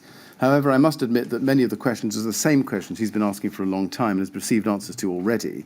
For example, we still cannot be 100% sure about what caused the power surges, and the reason tenants can't claim against RBKC TMO insurance is because the power surges were not the result of negligence by the TMO, but were an accident. So if people don't have contents insurance, they're not covered. Do we really want to leave that issue open again when our own insurance department has answered these questions before? Similarly, I've already explained the situation about the Grenfell Tower improvement works and why this is taking this long, and I don't think there's much more to add. And he goes on. Just on that, were you satisfied at the time, did you think, that the residents of Grenfell Tower had really understood and had properly explained to them the reasons why neither the council nor the TMO would reimburse them for their lost electrical equipment because of the power surges? I had seen fairly extensive correspondence sent by the TMO and indeed I think by the council's insurance department explaining it. I think there was a residents' meeting. I've seen a note of a residents' meeting between the TMO and residents. I think that was explained. So my understanding was that the explanation had been given. I understood that there were residents who didn't agree with the explanation, but I didn't know what more Nicholas Paget-Brown or I could do about that. And then if you look at the last paragraph on page 3, top of the screen, it says, I would have thought we should keep the discussion focused on the future and about what changes are necessary, stroke desirable on the whole Lank West estate. It'd be useful to talk about what's wrong with the estate, what's needed to make it better, what options might be available, what residents would like to see, and maybe a bit of how the estate should be managed. We could also usefully discuss the subject of tenants' right to return and any potential decant policies, etc., and why some tenants accuse us of social cleansing, in quotation marks. What do you think? Shall we try slimming down the agenda accordingly, or do you want to keep it as it is? Sorry, keep it as is. And then if we look at Councillor Paget-Brown's response to you at the top of page 1, 3rd of October 2013, he, in the third paragraph there, says, although we can meet with officers, I tend to find that such meetings become rather defensive and entrenched. But did you understand Mr. Paget-Brown there to be referring to officers of the TMO or officers of RBKC?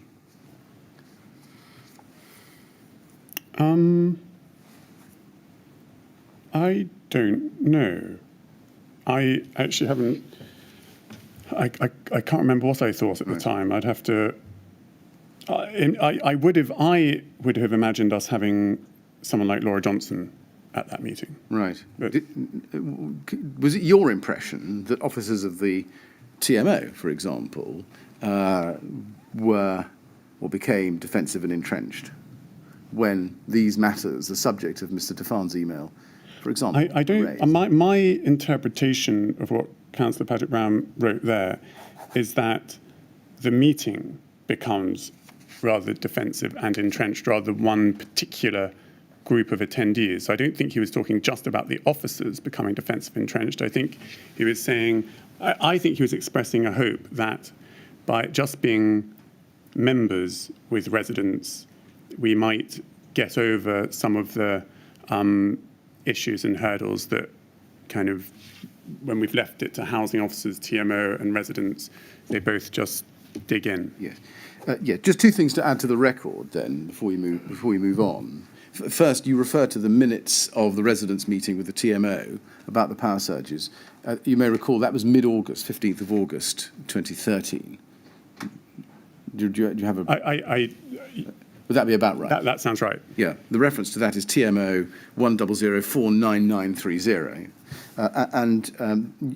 It's correct, isn't it, that in fact your draft of Mr. Paget Brown's letter went to Mr. Tafan in exactly the same terms as the suggested response with your amendments.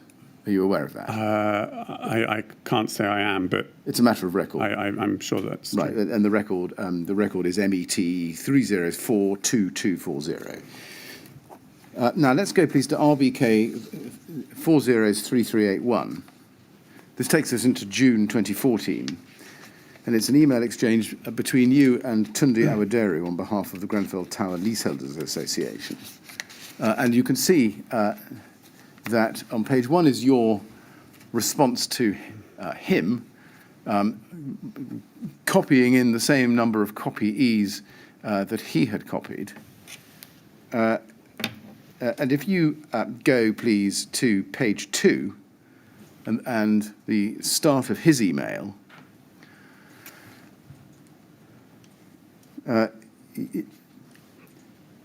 you can see that there he was referring to comments made by the local councillor Judith Blakeman.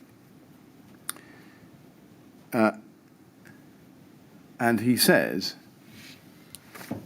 in the third line, you made a commitment to me as Vice Chairman of the Grenfell Tower Leaseholders Association that the work would begin early 2014.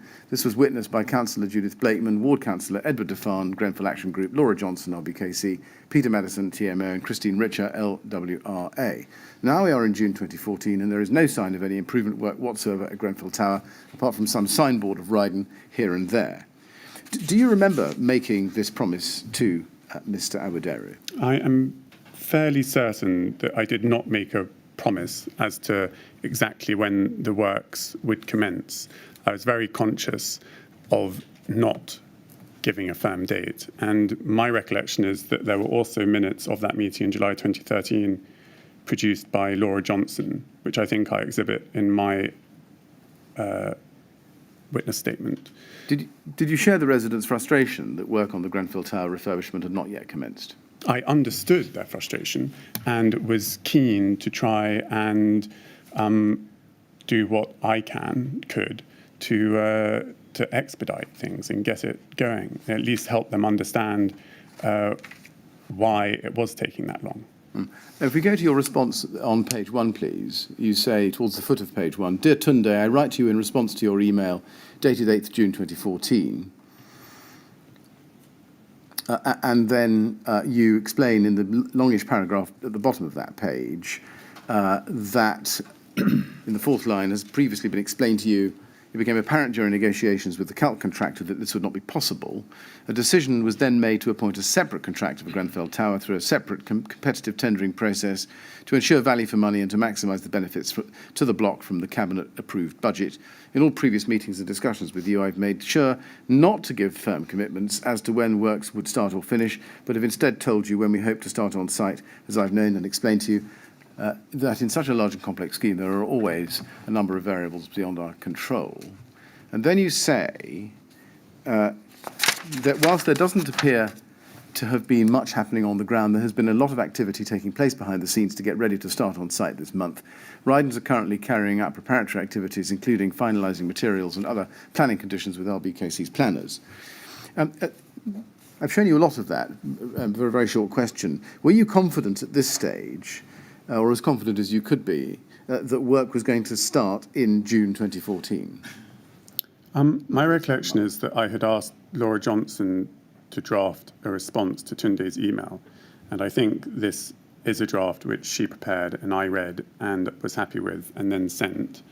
And I believed what I was being told, which is that work was due to start soon. Now, you arranged then, I think, to visit the site at Grenfell Tower the following month, 15th of July 2014. Do you remember? Yes. You deal with that at paragraph 14 of your second statement. We can look at that if you like. It's at paragraph 14 on page 6. Let's go to that. Second statement, paragraph 14, page 6. You say there, in the second line, I met with Peter Madison and Claire Williams from the TMO and Bruce Soames from Studio E on the morning of 15th July 2014 at Grenfell Tower to discuss the outstanding planning issues and to view samples of the cladding. The TMO then met with Sarah Scannell from RBKC Planning on the morning of the 17th July, but I was unable to attend. As far as I can recall, the meeting on 15th July 2014 was the only meeting I attended that arose from the email exchanges I had about the cladding at the time. So that's what you say. Do you remember what the purpose of the meeting was? It was to do with this issue of the colour of the cladding and the fixing method of the cladding, which were the two issues that I had been told were still in disagreement with the planning officers and was one of the main causes of the ongoing delay. Right. So you went to the meeting in order to try to help resolve those issues, did you? To understand and see if I can try and help a resolution, yes. How would, I mean, the two issues I've identified are the fixing method, so face fixed as opposed to cassette, yes? Yes. And colour. And colour. And the colour choices at that stage were champagne. There was a champagne colour which the planner preferred. There was, I think, a brushed aluminium, and there was what I referred to as a kind of battleship grey. Yes. I think there had been earlier a more, how would one describe it, adventurous or bold colour combinations put forward by the architects originally, which I had been told residents were not keen on. And so at that stage, yes, I believe it was the more muted options of brushed aluminium, champagne, or battleship grey. Now, you say you were there to see if you could try and help a resolution. How would you do that? What would you bring to the meeting which would assist in a resolution of those two separate I questions? could raise the concerns I had about the delay this was causing with Jonathan Ball, the Executive Director of Planning. Was it your understanding that the choice of fixing and the choice of colour were either each or together creating or causing a delay? It was the inability to get planning to sign off on those conditions as part of the planning process, which meant that the TMO/Ryden could not commence work. That was my understanding. And you say you could raise the concerns you had about the delay with Jonathan Ball. How would that assist in the resolution of the specific questions that had to be decided by planning? Because I didn't know whether this was something which a relatively junior case officer in the planning department was just sticking her heels in about her preference of a colour, without realising the importance of this project overall. And I wanted to make sure that the Director of Planning understood the importance of this project and to help. I see. I think I'm getting a picture. So her is Sarah Scannell. That's what I was told, yes. So you were there, as it were, to exercise a bit of would this be fair? A bit of cabinet member influence? So the planning department took their independence very seriously indeed. But at the same time, it was their responsibility to consult widely on these decisions. And as a cabinet member responsible for housing and on a project which was a very, very major strategic investment for the HRA, which is going to affect 120 odd households, I wanted him to know that as a key stakeholder, the housing department was keen to get this resolved. Mm. But this is a decision about appearances. That's what planning's function, as I understand it, is primarily around the uses of buildings and the appearance of buildings. Yes.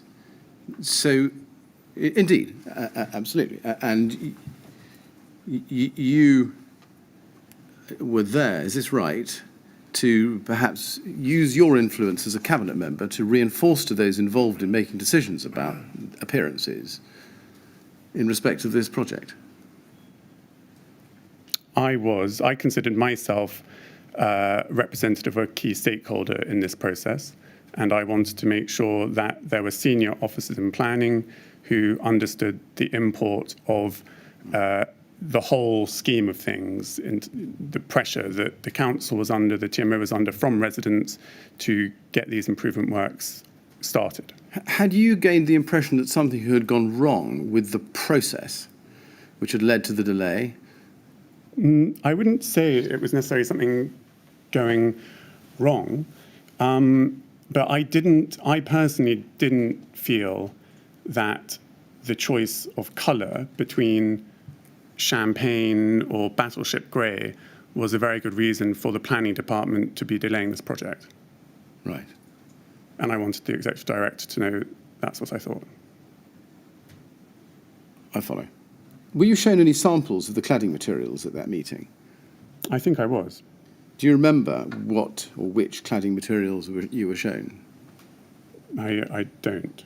I presume I was shown the different colours. Do you remember whether all the samples that you were shown, as far as you can recall, were ACM? I do not know that. Had you heard of ACM? As I said in my witness statement, the only reference that I ever received was in one email from Peter Madison as a passing comment, which was talking about the possibility of replacing zinc with aluminium. I actually, at the time, didn't register that because, to me, I didn't know the difference between aluminium or zinc. Didn't mean much to me. I don't remember registering it or responding to that particular comment, but I have noted that after the event, after the fire. Did you express any particular preference for any particular fixing, as namely rivet, or as they call it, face fix, perhaps, as against cassette? Again, I think, I think what I said was if the planners prefer, was it the cassette fixing that they preferred, I think, rather than the face fixing? They thought it would look better. And that was one of the reasons for a hold-up. I asked whether there was the budget already included for that. Peter Madison said, yes, it was. I was like, well, if we've got the budget and that's what the planners want, and they say it will look better, why not go with that? Do you remember that discussion? I've seen the emails. Do you remember that discussion in answer to my question? Well, I've seen the emails. I remember it now because I've read the emails. Did anybody express any concerns about fire safety in respect of the choice of cladding? It was never raised to me that there was any question of fire safety in this discussion. Yeah. Now let's look at some emails from the Times, and these may not be the ones you are referring to. RBK 403500. This is a further exchange between you and Mr. Madison, Peter Madison, from the 15th of July, 2014. You produced this at RFM 16, and in this email exchange, you ask for the name of the planning officer, and Mr. Madison tells you it's Sarah Scannell, and he gives you her email address. and that's where we end up at the top of page 1. Do you remember sending this email on the screen? I'm so sorry. On the screen, it's at the foot of page 1, or second half. Do you remember sending this email after the meeting? The one where I say, "Dear Mr. Madison, I'm meeting Mr. Ball." Yes, the one on the screen. I mean, I only remember it because I have read this recently. I see. Do you remember speaking to Miss Scannell in person on the 15th of July 2014 about the refurbishment project? I don't think I did speak to Miss Scannell. I don't remember speaking to Miss Scannell. Did you speak to Mr. Ball, Jonathan Ball, at all? I had an email exchange with Mr. Ball about this. I don't remember actually speaking to him about it. Yes. We'll come to those emails shortly. And before we do, let's just try and stick with the 15th of July 2014. Because it says here, you see, I'm meeting Mr. Ball on other matters this afternoon. My question is, well, first of all, did you meet Jonathan Ball that afternoon? I don't remember. I think I remember the other issues from other emails I've seen. There was a planning application in my ward for a scheme called Duke's Lodge, which was contentious because the developer was trying to get away without making any affordable housing contributions, and I was upset about that and wanted to speak to him about the council's approach to testing the developer's viability appraisal. I can't remember whether I did speak to him, meet him then. I have seen emails going backwards and forwards. Yes, there are emails. My question is, do you remember meeting him on that? I don't remember. Right. Thank you. Were you trying to intercede with Mr. Ball, with the planning department, to encourage them to make their decision on the cladding swiftly so as to speed things up? I was trying to encourage Mr. Ball to understand the importance of trying to resolve these outstanding planning issues more quickly rather than less quickly. Yes. Now, sticking with the 15th of July 2014, can we go to RBK 3033412? This is an email that you received from Bruce Soanes on that day. He's the architect at Studio E. You produced this at RFM 17. And in this email, you can see that he sends you a link to an album of pictures of a housing project in Kilburn, as you can see in the middle of the email, Picasa web album, where cladding cassettes were used. And that is the point he makes at the beginning. He says, further to our site visit this morning, please see link to an album of pictures of the Kilburn housing project we mentioned. It uses the same brushed aluminium material and finish proposed for Grenfell Tower, but folded into cladding cassettes which conceal almost all fixings. Remember, there's something about colour. Did you discuss cladding cassettes with Bruce Soanes during your site visit on the 15th of July 2014? I cannot remember. He might, if there were samples of the different fixing methods on site as well, I imagine he would have shown me, but I don't remember, I'm afraid. Was there any discussion, any questions asked about anything to do with the cladding other than how it looked? How it looked, and there was the issue of the potential budgetary saving. The reason that the TMO was interested in the fixing, in the conversation that I had with them, was because there was a potential saving to be made by going with the face fixing method rather than the cassette fixing method. Very well. So how it looked and how much the choices were? Yes. Right.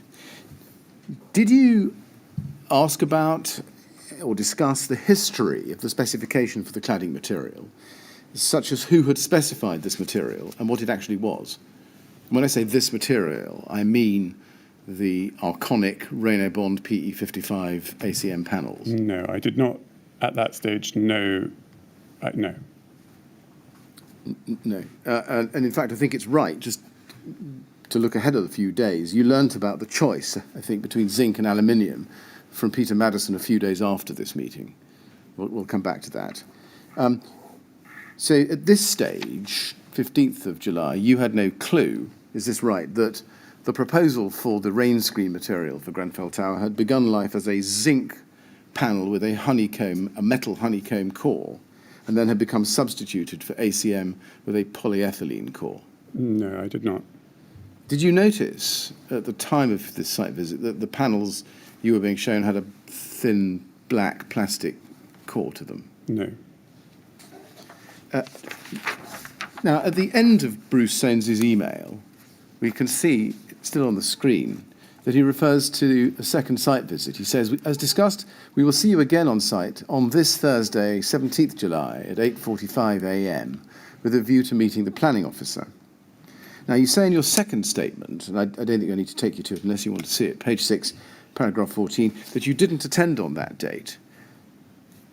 But can we look then, please, at TMO 000856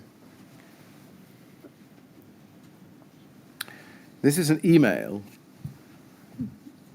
which you won't have, or wouldn't have seen at the time, from Claire Williams of the TMO to Tweechin Lim at Artelia, copied to Ryden, Zach Maynard, Grenfell cladding costs. Hi Tweechin, this is just an urgent nudge email. I've been reminded that we need good costs for Councillor Feilding-Mellen and the planner tomorrow at 8:45 a.m. We discussed 1, fully cassette fixed cladding columns and panels, fully face fixed cladding ditto, hybrid version, i.e. cassette fixed columns, face fixed panels apart from the lower 4 floors, which would be cassette fixed. Please let me have something before 4 p.m. Now, I know you didn't receive this or copied in on this email at the time, but can you explain why Claire Williams was seeking, quotes, good costs specifically for you? I can't really. I can only hazard a guess, which would be based on what we discussed earlier, which is if they were going to be talking to me about budget issues, I would normally ask questions about that. And so I imagine what she's meaning is she wants to be able to give a clear answer if I was to ask questions. The good costs, was that an expression that you either used or heard at that meeting? I never heard or used that expression until after the fire when this email was widely published. Now, you explained earlier that the question of the budget had come up at the meeting as well as appearances. Was the cost of the cladding material something that the planning department would be interested in, or something that you and the cabinet would be interested in? Neither. It was something that the TMO was interested in. As is clear in the emails that Peter Madison makes clear, I was interested in the reason for the delay. One of the issues was the fixing methodology. One was the colour. The colour had nothing to do with cost. The fixing methodology, the planners liked the appearance of the fully cassette fixed cladding. That was the most expensive option. My understanding was the reason why the TMO were not just agreeing to that was because they were hoping to make a saving in the fixing methodology. I see. So is this right, that to your way of understanding, you, that is RBKC, were agnostic about the cost because the budget had already been set, but you understood that the TMO wanted, for their own budgetary reasons, for you to, as it were, push for the cheaper version so as to keep it within their budget? I don't think they were asking me to push for the cheaper version, and indeed in the emails it's clear that I wasn't doing that. So what was the relevance then of any discussion about budget at the meeting? I think they were just explaining to me why they were seeking an option, a methodology, a fixing methodology, which, rather than just saying yes to the planners, which would help get the process through quickly, which was my main concern, they were explaining what the problem was. And there's one email from Peter Madison where he says they were hoping to negotiate with the planners by offering up the champagne colour in the hope that they could use the hybrid or the cheaper fixing methodology. So that was their point, and they were explaining to me that reasoning. I see. My concern was programme, because that was the residents' concern. Your concern was programme, you say, because that was the residents' concern. Was your concern not also colour? I think it's clear from the emails that I say at the end of that long email chain, just choose whatever colour, we need to get cracking. Do you remember why you didn't attend the 17th of July meeting? I think I had wanted to attend, and I had asked for it to be brought forward to 8:45, so I could attend briefly, but I had another meeting at 9:30 in the town hall, and my understanding is that Sarah Scannell could not meet at 8:45. Yes, and we can see that from the document I'm going to show you. If we go to RBK 403732, this is your RFM 19. This is the email that you sent to Jonathan Bohr on the 16th of July, the next day. And you say this: Dear Mr. Bohr, I met with the TMO and architects to look at cladding samples for Grenfell Tower the other day. I'd hoped that they'd be able to bring forward the meeting tomorrow morning with Sarah Scannell to 8:45 a.m. so that I could join them on site and hear her thoughts before getting to my policy board meetings, but sadly she's unable to get to site before 9:30 a.m. As you know, this project is already behind schedule, and it's important that we finalise the choice of materials ASAP. I think there are a couple of samples that would be more than adequate, and I think it's important that planning are constructive in helping the TMO get to the right choice.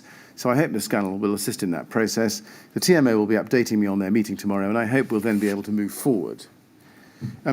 Were you hoping that your intervention in emailing Mr Bohr would expedite the planning application? I think I've already said that. Yes, and is that evidence you gave earlier reflected in this email, Mr Feilding-Mellen?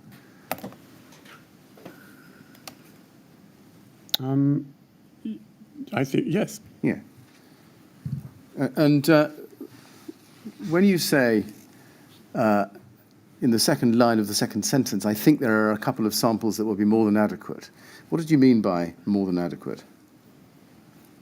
I was talking about the colours, which should be satisfactory. And I didn't think the choice of colours in the samples that were there were a reason for delaying the approval of that condition so that the project could be progressed. I see. So, sorry, so that I understand what you mean. Are you saying that you don't need more than a couple to get to your choice quickly, please, rather than looking at lots of different colours? I thought either the brushed aluminium or the battleship grey, which were two of the samples on site, right, were adequate. Now, I'm going to come back to, in fact, I'll deal with it now, Rob. I'll take it slightly out of order. Can I then take you to an email 2 days later at RBK 403682. This is your exhibit RFM 22. And this is an email from you to Bruce Soames on the 18th of July. And it's at the foot of the page, over onto page 2. And it responds to his email to you of the 15th of July, in which he'd sent you the Kilburn photograph album. And you say at the bottom of page 1, Dear Bruce, thank you for sending through those photos. I can now appreciate the look that you're going for. What was the upshot from the meeting with the planner yesterday morning? That was the one you couldn't go to, as you said. And then you say, I'm still not 100% sure that I prefer the brushed aluminium to the battleship grey painted option, but that is very subjective, and I'm quite relaxed about the choice in the end. Is that what you were referring to a few minutes ago, when you said at the end of an email there's something that says you didn't mind? I'm paraphrasing your oral evidence. I can't remember exactly, but it makes sense. Right.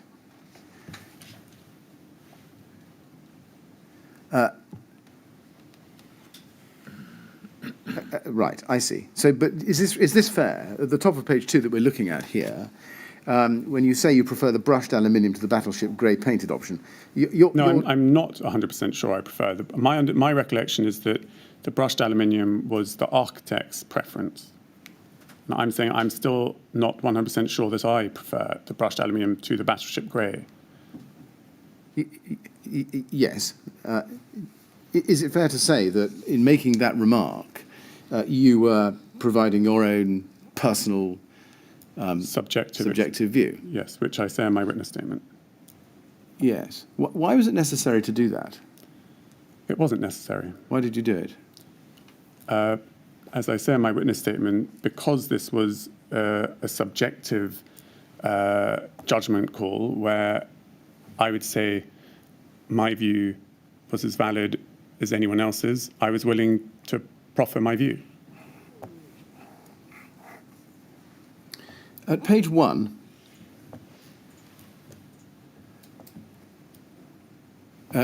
we see an email from Peter Madison,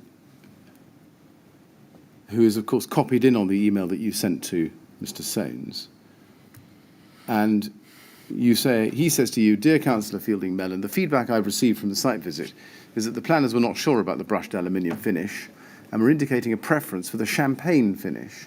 They also preferred the cassette fixed approach over the face fixing. We've looked at the costs and think that face fixing would save around £80,000. The hybrid of face fixing above level 4 would save around £40,000. I'd expected the cost difference to be greater. We've budgeted for the cassette fixing, so this matter is not critical to the delivery of the scheme. However, any savings would be a benefit in terms of value for money and risk management of the budget."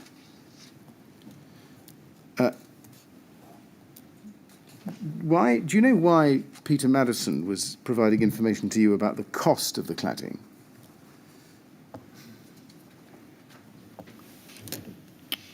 I think I've already explained why I think he was. Oh, well, we'll read your transcript then and look at that. You respond and you say, "I really didn't like the champagne. Let me know if I need to speak to planners." Why did you say that? Because the champagne was personally the one I liked least out of the more muted options that I had been shown. Well, why was that relevant? Because we were talking about colours. Yes. Why was your personal view about what colour you preferred relevant? It wasn't the most relevant. Why did you say this? Because we had been having a discussion about colours. Why didn't you ask any questions about other properties of the cladding apart from colour? Because the issue at hand, which was causing delay, was a disagreement over the colour of the cladding. So it looks from this that you're bringing not only your influence but your personal tastes to bear in the discussion. Would that be fair? It does look like I was expressing my personal tastes, and I was. But I think if you look at later emails, it is clear that I do not try to impose my personal taste. And I say the most important thing is to make progress. When you said, "I really didn't like the champagne, let me know if I need to speak to planners," speak to planners about what? About if they were going to insist on it being champagne coloured and carry on causing a delay. My recollection is that the preference of the architect and the team was also not the champagne colour. Now, and there is a chain of emails, which I'm sure you've seen, between me and Mr. Ball, where I do get maybe slightly shirty about the question of whether Miss Scannell's personal preference overrides and is justified in causing a delay. yes, and I was hoping to get to those in the next few minutes. There's a prior email I want to show you before we do, and we may not get to it till tomorrow morning. Sticking with the 18th of July 2014, RBK 403632.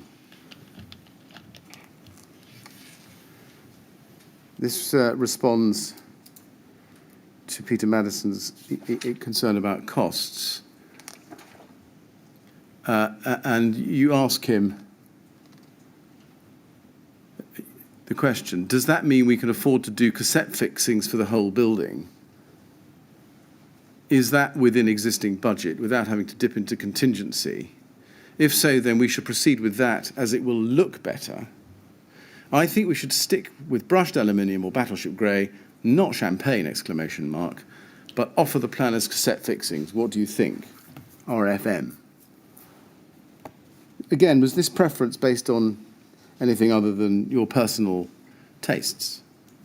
It was my personal taste and, from my recollection, also the aesthetic judgment of the architect. Yes. I mean, if you were interested in unblocking the deadlock which had held the project up in response to residents' concerns about the delay, why were you expressing your own preferences about the look of the cladding? Why were they relevant at all?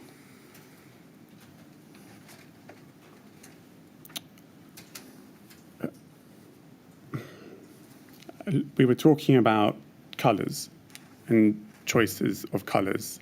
I happen to agree more with the project architect's choice than with the planning officer's choice. And I thought it was not right for the planners to be holding up the scheme based on one planning officer's choice. But, as I've said, I go on to say, let's just get cracking. Yes. Mr. Chairman, can I just show you one more email on this because it bears exactly on the answer we've just had? Yes, very well. Just one then. Well, all right. I mean, I'm happy to stop now and we can hold it in Well, suspense. if it's closely related to the questions you've been asking, Yes. show it. It is. Can we go to RBK 3033430? This is your exhibit RFM 27. So it's attached to your witness statement. And it's a continuation of your conversation with Mr. Bohr over the course of that day, 18th July 2014. And at the bottom of page 1, Mr. Bohr says to you, "Dear Councillor Feilding-Mellen, if the project architects have chosen well, then no doubt Miss Scannell will be satisfied. If not, we will be asking for better." Now, what did you take from that rather cryptic response to your message to him?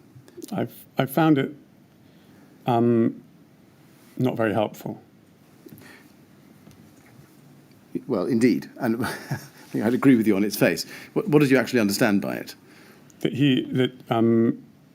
It sounded like he was going to carry on letting Miss Scannell decide whether or not this project can go ahead based on her personal subjective view of the colour choice. Was it normal for councillors or even cabinet members to approach the planning office in this way?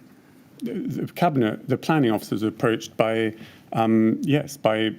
residents, by councillors, by cabinet members.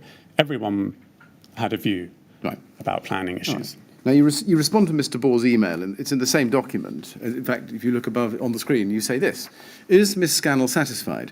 If she is the great arbiter of what is good choice, I would like to know her opinion, and I would like to speak to you about Duke's Lodge, please." Now, ignoring Duke's Lodge, when you say, "Is Miss Scannell satisfied? If she's the great arbiter of what is good choice, I'd like to know her opinion," what did you mean? Just that. What, you thought she had poor taste in cladding colours? No, that's not what I say. I was implying, are you really going to say that she alone is the person who is qualified to decide this? What did you mean by "I would like to know her opinion"? What was that about?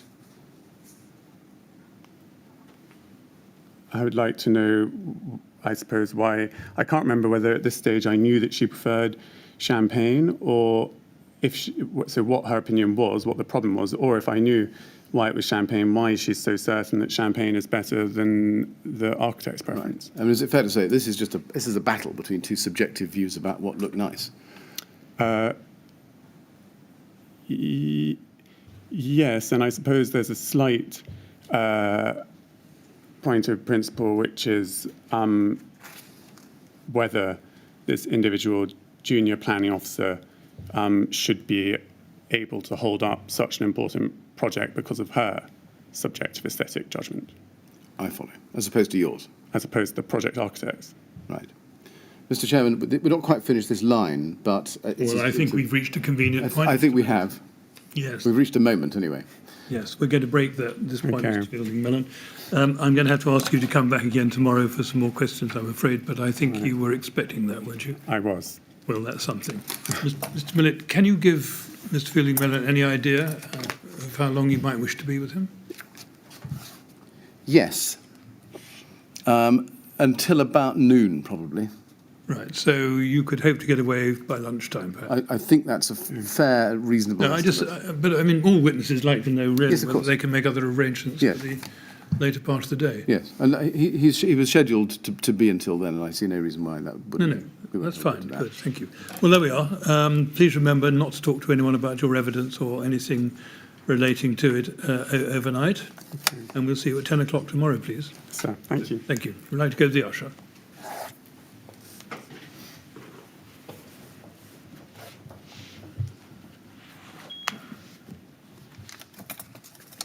Thank you very much. 10 o'clock tomorrow then, please.